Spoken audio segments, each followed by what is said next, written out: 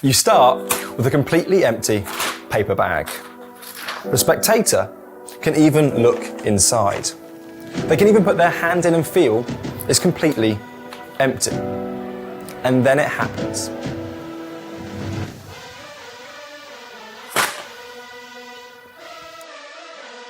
This is Steve Thompson's appearing glass.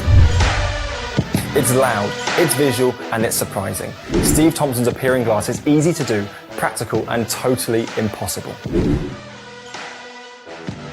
In your package, you get the perfect size, durable tumbler, and most importantly, the specially gimmicked bag. It's made out of Tyvek and it's built to last. The appearing glass is a fantastic opener, but it can also be used as a showstopper at any point during your act. You can do it close up, walk around trade shows, and on stage. You can produce any liquid, from cola to milk to water and even beer.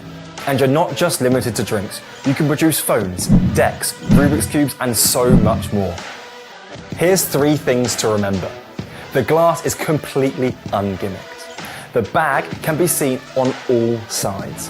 And the spectator can even reach in and take out the glass themselves. Unlike other appearing glasses, you don't need to worry about liquid spilling. It's simple and practical, and you can be ready to perform it at a moment's notice.